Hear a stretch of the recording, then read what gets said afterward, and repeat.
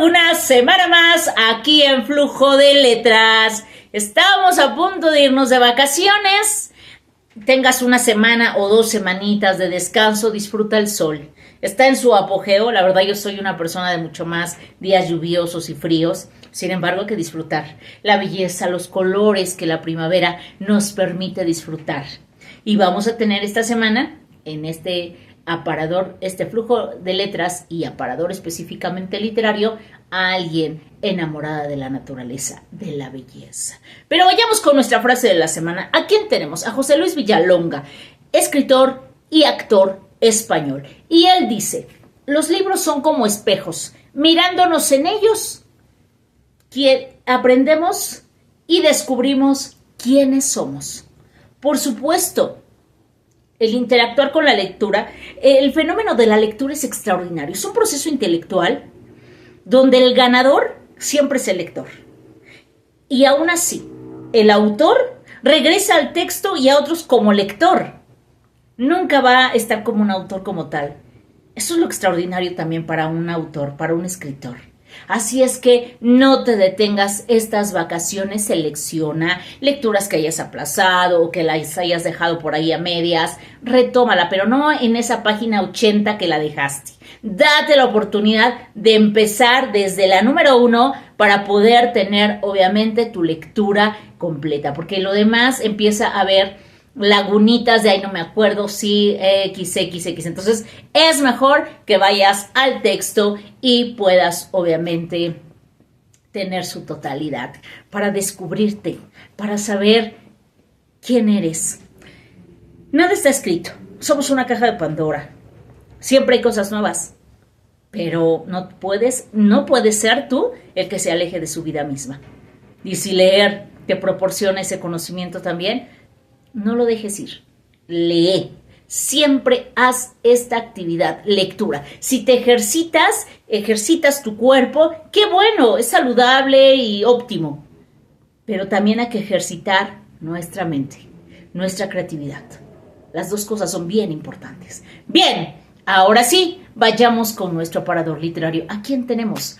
A Safo, a una poetisa griega, una mujer de la antigua Grecia, donde el concepto de las mujeres era muy pobre, y debo de decirte que uno de los grandes como Platón la reconocía y decía que era extraordinaria y maravillosa. Decía que era también parte de las musas griegas. Así que no estaba alejada de esa perfección, de ese conocimiento y de esa sabiduría. Sí, una mujer poetisa de la Grecia antigua, donde ya decimos que el concepto que se tenía de las mujeres era muy pobre.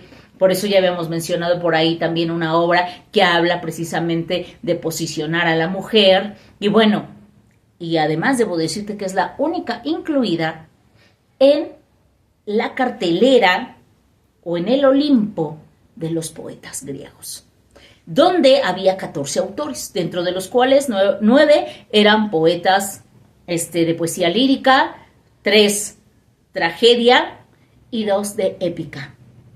Y ella estaba considerada dentro. Hay muchas verdades y cuestiones que se transforman en leyendas sobre la figura de Safo. Se dice precisamente que tenía relaciones con las mujeres, con sus discípulas, hacía experimentos y demás. Es decir, experimentos amorosos, a eso voy. Y de ahí viene precisamente el término lésbico, sinónimo de atracción de las mujeres, porque es de la isla de Lesbos. Entonces ella, al ser de ahí, pues obviamente, y quedarse ahí posicionada, entonces van a decir el término, utilizarlo como lesbiana por sus experiencias amorosas que tenía con sus discípulas o con las mujeres que compartían. Ella va a nacer en un 630 a.C. en Mitilene, capital de la isla de Lesbos. Es de cultura totalmente helénica, de una familia aristócrata, por lo tanto tenía acceso a las letras y a la música, que era un privilegio para las mujeres de esa época y en esa civilización. También debo decirte que llega a sufrir un exilio por cuestiones y rivalidades políticas de su familia. Regresando de su exilio, se va a posicionar en Lesbo nuevamente y va a tener a su mando un tiazo, es decir, una organización de personas donde ella enseñaba. Tiazo quiere decir que es un conjunto que está dedicado al dios Dionisio, en este caso. Entonces, también ella va a ser un poco, en función de su poesía, alusión al dios Dionisio. Entonces, ella se queda al frente, donde era una comunidad que ofrecía enseñanza o educación artística religiosa sobre música y letras, poesía y canto, aunque en esa época la poesía y el canto eran un solo arte. Siempre he dicho, la poesía es hermana de la música, hay ritmo, hay métrica, hay emociones. Un texto poético no te cuenta una historia, te cuenta emociones y bailando situaciones que van más allá, ¿sí? Más allá de una realidad concreta, de algo que ya está, de algo que tiene una solución inmediata. Las emociones no, las emociones nos llevan a infinidad de caminos. Entonces, eso es a lo que se referían los griegos, poesía y canto era un solo arte. Ella va a estar al frente de este Tiazo en 10 años. 10 años. Su muerte va a ser en 580 a.C. Sin embargo, también hay una nebulosa ahí de ciertas leyendas y cosas que se contaban sobre Safo. De decir que ella muere, se suicida por un amor no correspondido por un hombre, pero también se dice mucho, y pudo haber sido o no realidad que haya decidido suicidarse por un amor no correspondido.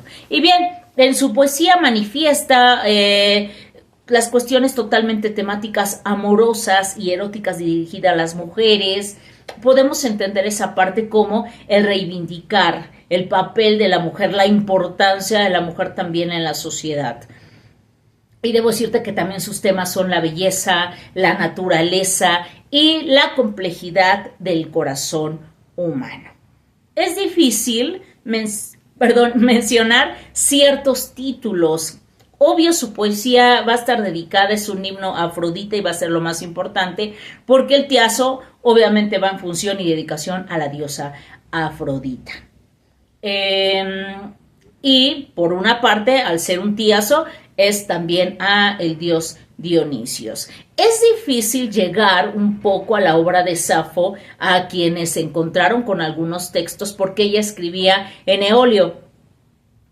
Y los grandes griegos y los demás intelectuales de su época escribían en ático. Entonces ellos sí podían tener acceso por ser conocedores y obviamente pues sabios de su época, intelectuales de la época, y podían leer en eolio, pero los demás no. Así es que se tenía poco acceso a los textos de Safo.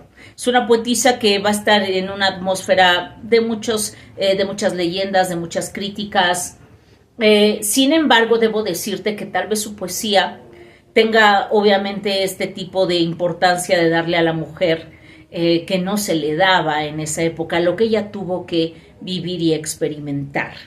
Además, debo decirte que en cualquier época hay grandes mujeres, porque esto solamente lo digo en el sentido de que el discurso feminista de nuestro siglo, de nuestra época que nos toca vivir, es como de pronto muy de victimizarse. Creo que ha llegado mucho a eso y la realidad es que no. Las mujeres, en el momento que nosotros queremos hacer y lograr algo, lo hacemos.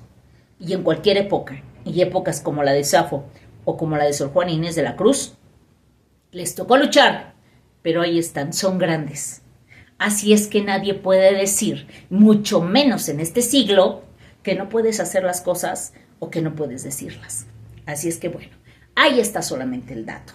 También debo decirte que mucha poesía de Safo desaparece en el momento de que obviamente la iglesia llega a tener poder, y la gran biblioteca de Alejandría, en el momento que viene la decadencia, son quemados sus textos. La iglesia también los persigue y los quema por ser inmorales, por tratar obviamente de estas cuestiones amorosas de relaciones entre mujeres y mujeres.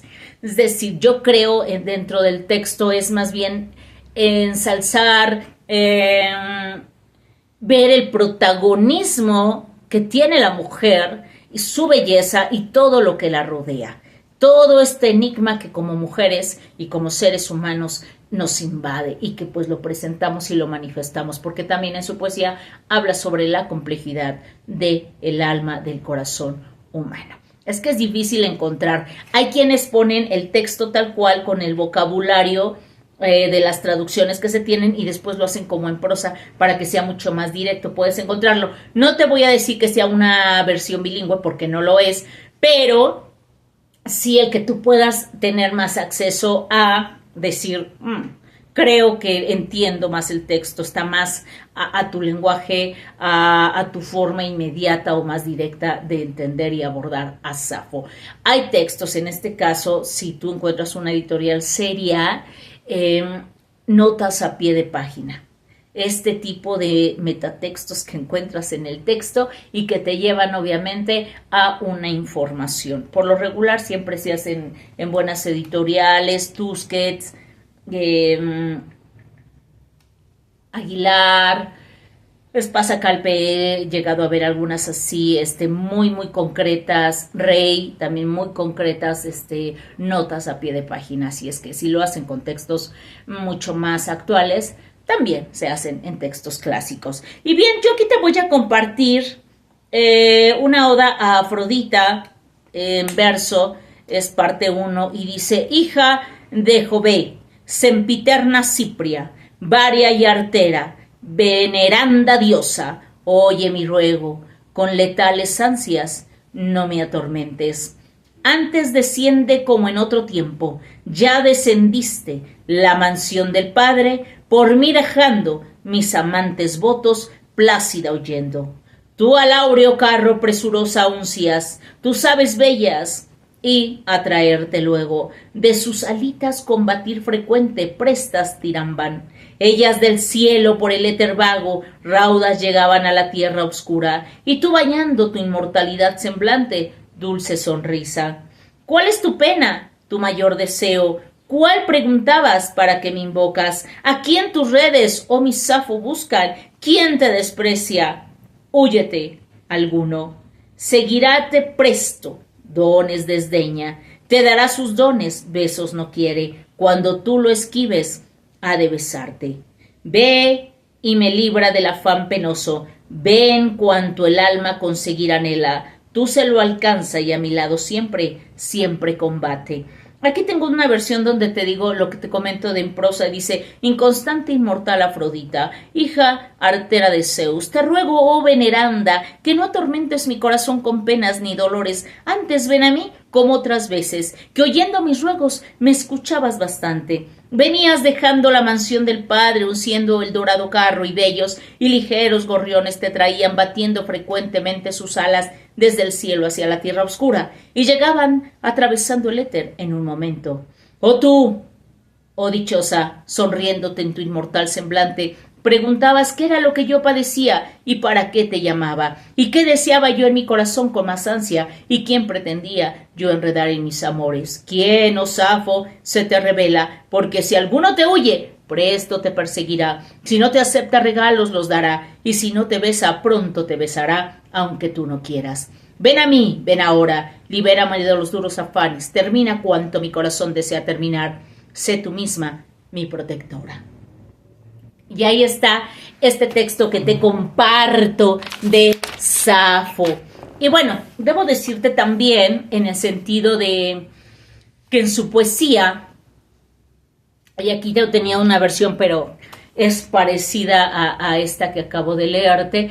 Sin embargo, en sus textos, al hablar obviamente de estas relaciones amorosas que tenía con mujeres, con sus discípulas,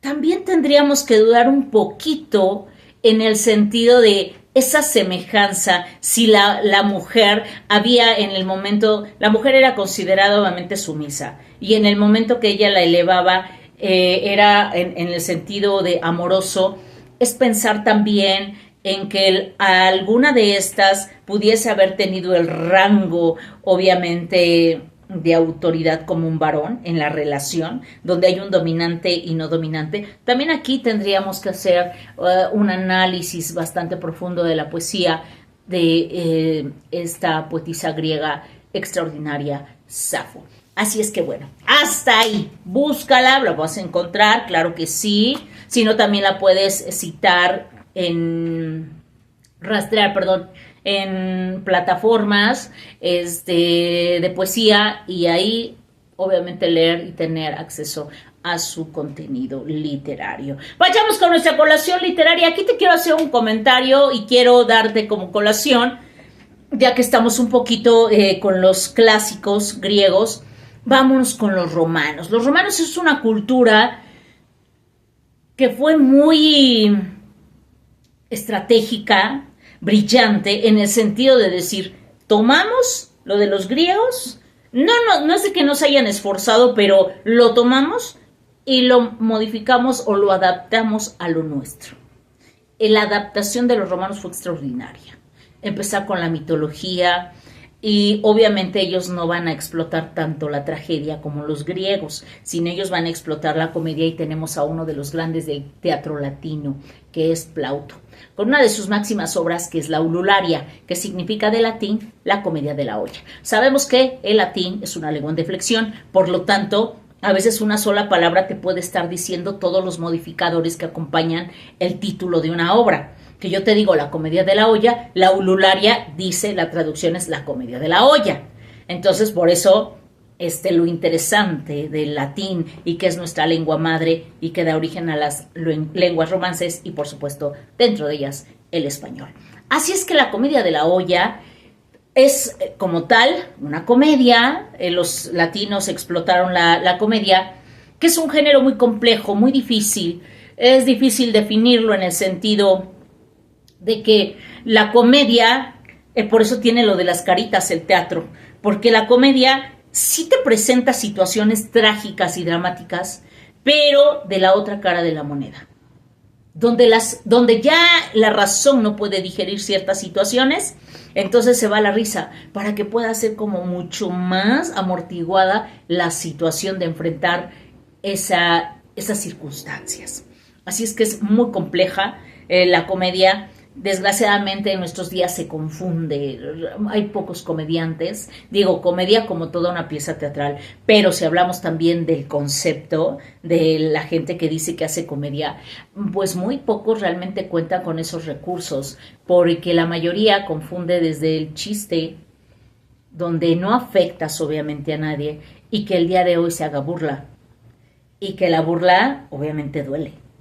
La burla es tomas como pretexto, lastimas, y aunque digan que no, realmente el hacer comedia es muy complejo, es muy difícil, es tocar las fibras, y es difícil hacer reír, por eso tocar tus fibras de alegría, a diferencia de que es mucho más fácil llegar a las situaciones del corazón, dramáticas, nostálgicas, y la comedia no. Digo, hay tratados obviamente sobre la risa y sobre este género, súper importante. Así es que bueno, ahí está en la colación literaria, la comedia de la olla de Plauto, que es una comedia bellísima en el sentido que más adelante en el siglo XVII tendremos a Molière. Y Molière va a ser una obra llamada o intitulada El avaro de Molière, y va a ser un argumento, va a ser un modelo argumental. Ojo, no es un plagio, a esto se le llama transtextualidad. Toma la comedia de la olla, la lleva, le cambia circunstancias y es extraordinario. Nos hace reír tremendamente porque hace una descripción de caricaturizar al personaje, y donde el personaje no es el personaje, es el concepto mismo de la avaricia entre el personaje de la comedia de la olla y el personaje del avaro de Molière.